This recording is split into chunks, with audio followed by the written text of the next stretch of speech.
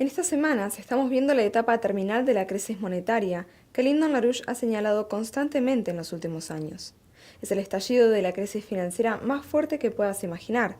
Y el sábado 26, LaRouche advirtió una nueva etapa de la crisis, con el euro a punto de desaparecer, y donde el ritmo en que avanza el desplome supera por mucho al ritmo en que se intenta rescatar al sistema inyectándole más dinero. Si bien el epicentro de la crisis es Europa, su alcance se extiende a todo el transatlántico, y lo que está en juego es si acaso las naciones podrán mantener su soberanía frente a las presiones y exigencias del imperio monetarista británico. El imperio sabe que es su sistema de poder lo que se hunde. Por eso, la guerra termonuclear es su plan B en ejecución. Pero primero veamos la situación en Grecia. Las elecciones legislativas en Grecia, el pasado 7 de mayo, marcaron un pico de tensión dejando una sensación amarga de ingobernabilidad ante las presiones de la oligarquía financiera europea. Primero, ningún candidato obtuvo la mayoría necesaria para ser primer ministro, por lo cual hubieron 3 intentos fallidos por formar una coalición de gobierno mayoritaria.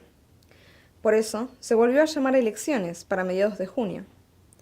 La causa de esta crisis política es el estado de bancarrota monetaria al que la Unión Europea ha llevado a Grecia con sus recetas de austeridad. Esto, sumado a la presión cada vez mayor para que acepten mayores ajustes y condicionamientos a cambio de un nuevo rescate financiero, o bien que se defina fuera del sistema del euro y por ende del Tratado de Lisboa. El ministro de Finanzas alemán, Wolfgang Schäuble, a modo de patotero, dijo que la nueva elección en junio sería un referéndum sobre la continuación de Grecia como miembro de la eurozona. Si Grecia, y esta es la voluntad de la gran mayoría, quiere quedarse en el euro, entonces tienen que aceptar las condiciones. De lo contrario, no es posible. Ningún candidato responsable puede ocultar eso a los electores. El caos estalló un par de semanas atrás, con la caída súbita del gigante JP Morgan, el banco más importante de Estados Unidos. Se suponía que en ese momento la exposición de esta banca era de 2.000 millones, pero en cuestión de días la realidad fue cada vez más cruda, ya que no quedaron dudas de que el potencial de pérdidas era de alrededor de 30.000 millones de dólares, y que además iban en aumento acelerado. La repercusión de esto fue una ola de caos generalizado en los mercados mundiales. Mientras tanto, la situación de emergencia aumentaba en Europa. El pueblo griego salió a las calles a protestar, porque la banca y los financieros ya no pueden seguir cobrando a costa de sus vidas para pagar un sistema financiero quebrado de una minoría oligarquista. La desesperación tomó control de los distintos actores económicos y sociales en Grecia. Las farmacéuticas no pueden entregar los medicamentos necesarios para enfermos de cáncer o con problemas cardíacos, porque el gobierno no desembolsó un préstamo de 1.000 millones que había prometido. Los suicidios como protesta o resistencia van en aumento.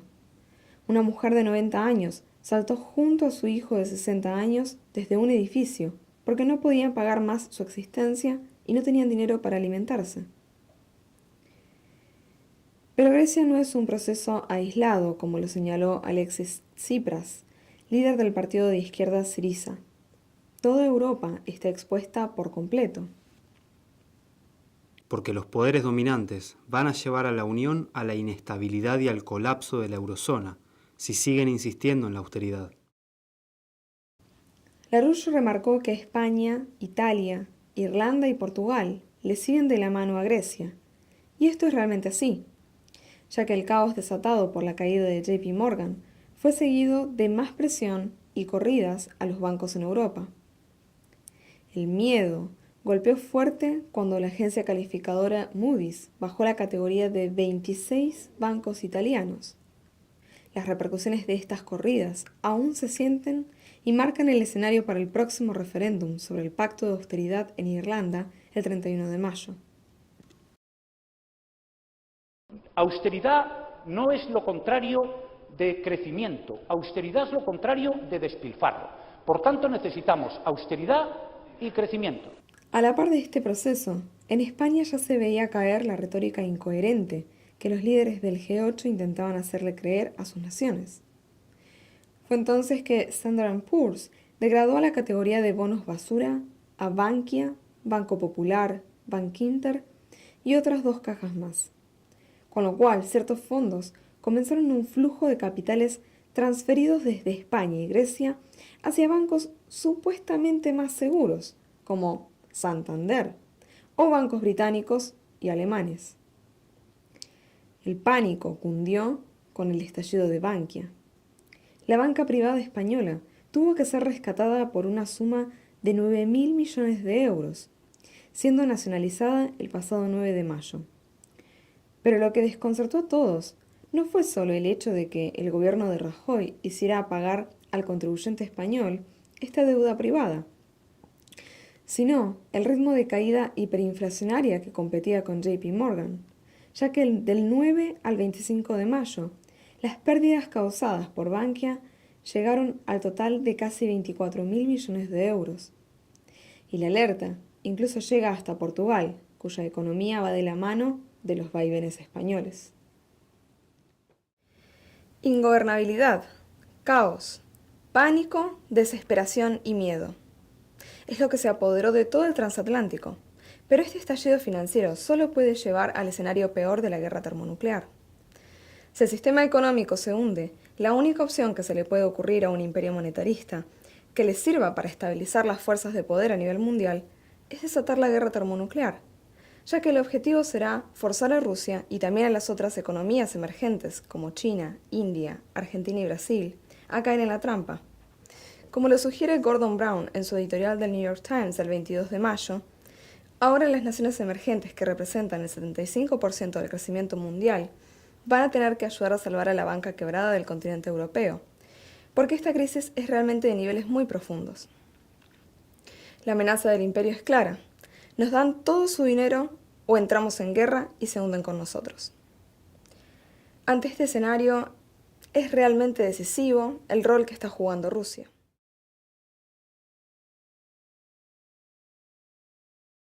Это реалии, с которыми мы все должны считаться. И государственной власти придется дать на этот запрос свой, надеюсь, эффективный ответ. Доктрина государственного суверенитета. Она не должна размываться, даже если это удобно для достижения каких-то текущих политических целей. Вплоть до цели избраться на соответствующую позицию. Это просто опасно для мирового порядка. А примеров посягательств на доктрину суверенитета в последние годы было очень немало. Чего стоят и военные операции против иностранных государств в обход Организации Объединенных Наций, заявление о том, что тот или иной политический режим потерял легитимность, причем заявление со стороны иностранных государств, а не со стороны народа соответствующей страны, введение всяческих коллективных санкций в обход международных институтов. Все это не улучшает ситуацию в мире, а последствия скоропалительных военных операций в иностранных государствах обычно заканчиваются одним – приходом к власти радикалов. Я уже не говорю, что в какой-нибудь момент такие действия, которые подрывают государственный суверенитет, могут закончиться вполне себе такой полноценной региональной войной. И даже, никого не хочу пугать, с применением ядерного оружия. Exactamente. La guerra o la crisis son 2 caras de la misma moneda para el imperio, ya que la suerte está cantada. El objetivo de ambas es el detrimento total de la soberanía de cualquier nación en el mundo, porque esa es la única forma en que puede sobrevivir un imperio oligarquista, destruyendo la idea de nación y de soberanía. Por eso es que el acontecimiento más importante en este momento es la fuerte movilización que se desató en Estados Unidos y también en Eurasia a favor de volver a poner en vigencia el estándar de la ley Glass-Steagall que Franklin Roosevelt implementó en la crisis del 30 y que fue derogada en 1999, con lo cual sucedió el primer estallido del sistema de los bonos de LTCM, Long Term Capital Management, a la que le siguió la crisis de 2008 de AIG, y ahora hace tan solo días la de JP Morgan en 2012. Elizabeth Warren, candidata a senadora en Estados Unidos, lanzó una campaña para conseguir 100.000 firmas a favor de reimplementar la ley Glass-Steagall, actualizándola, y en cuestión de días ya consiguió 87.000 firmas de apoyo. Pronto la llevará ante el Congreso con ese amplio apoyo popular. Michel Rocard, el ex primer ministro francés, reitera en su último libro que la crisis que enfrentamos hoy requiere de soluciones como el rol de la ley Glass-Steagall. En Italia, el senador Oscar Peterlini presentó hace 2 meses ante el Parlamento italiano un proyecto de ley basado en una reforma del tipo de Glass-Steagall. Desde entonces, se lanzó una discusión cada vez más seria sobre el impacto de tener en vigencia esta ley ante las condiciones actuales en Europa. Incluso Viktor Ivanov, quien es el actual director del Servicio Federal Antidrogas de Rusia, se pronunció a favor de implementar la regulación de Glass-Steagall junto con un sistema de crédito especial. Pero como LaRouche explicó este fin de semana en una reunión con asociados, el ritmo del derrumbe ahora supera al ritmo de los rescates. This system, the European part of the rest is obviously coming down. That is, the rate of collapse exceeds the rate of attempt to overtake the collapse.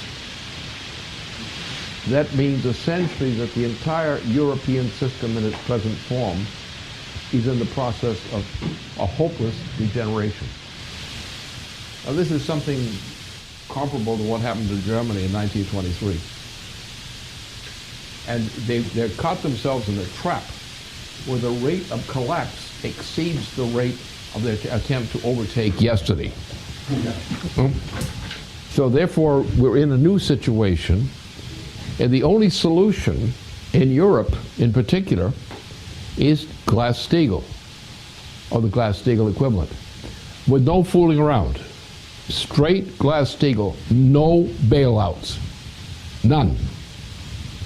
In other words, you have to collapse the entire Euro system. The entirety of the Euro system has to collapse. But it has to collapse in the right way. It has to be a voluntary collapse, which is like the Glass-Steagall process. This means the end of the Euro, really. The Euro system is about to end because you can't sustain it. Everything is disintegrating now in Europe. We can be rescued very simply by a Glass-Steagall type of operation and then going back to the currencies which existed before. In other words, you need a stable system of currencies or you can't have a recovery at all. But if the rate of inflation is higher than the rate of your bailout, and what happens when you try to increase the bailout, you increase the hysteria. You increase the rate of collapse. In other words, the rate of collapse exceeds the rate of bailout. Por ende, lo que tenemos que hacer es implementar no solo el estándar Glass-Steagall. Eso es un mero paso. Lo que sirve es Glass-Steagall de la mano de un sistema de crédito. Eso permite crear un sistema financiero no inflacionario, ya que se establecen controles de precios, incluyendo el precio del dinero. Es decir, se regula el valor de la moneda. Así se baja a la realidad, se vuelve racional a la moneda. Es a lo que LaRouche siempre se refirió con un sistema de tipos de cambio fijo entre monedas. Un estándar crucial para poder reestructurar la economía mundial. Necesitamos fijar y congelar el valor de la moneda mediante este sistema de regulación, que solo permiten el estándar Glass-Steagall sumado a un sistema de crédito, para poder así evitar el derrumbe hiperinflacionario en picada, como el que sucedió en Weimar en 1923.